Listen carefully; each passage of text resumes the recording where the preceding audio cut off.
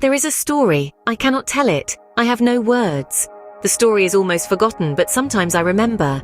The story concerns 3 men in a house in a street. If I could say the words, I would sing the story.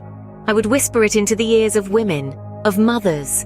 I would run through the streets saying it over and over. My tongue would be torn loose. It would rattle against my teeth. The 3 men are in a room in the house. One is young and dandified. He continually laughs. There is a second man who has a long white beard. He is consumed with doubt, but occasionally his doubt leaves him and he sleeps. A third man there is who has wicked eyes and who moves nervously about the room, rubbing his hands together. The 3 men are waiting.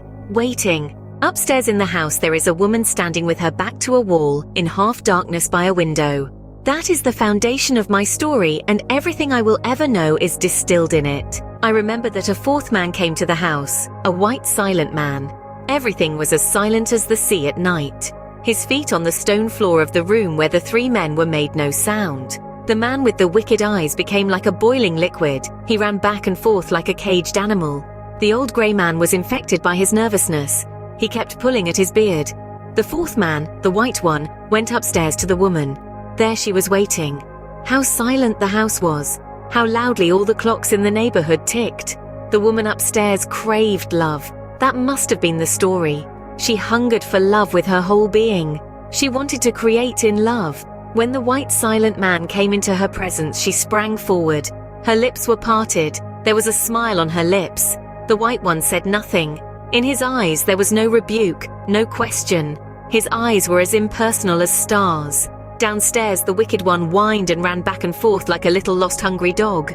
The grey one tried to follow him about, but presently grew tired and lay down on the floor to sleep. He never awoke again. The dandified fellow lay on the floor too. He laughed and played with his tiny black moustache. I have no words to tell what happened in my story. I cannot tell the story. The white silent one may have been death. The waiting eager woman may have been life. Both the old grey-bearded man and the wicked one puzzle me. I think and think, but cannot understand them. Most of the time, however, I do not think of them at all.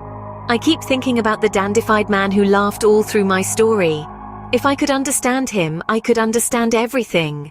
I could run through the world telling a wonderful story. I would no longer be dumb. Why was I not given words? Why am I dumb? I have a wonderful story to tell, but know no way to tell it.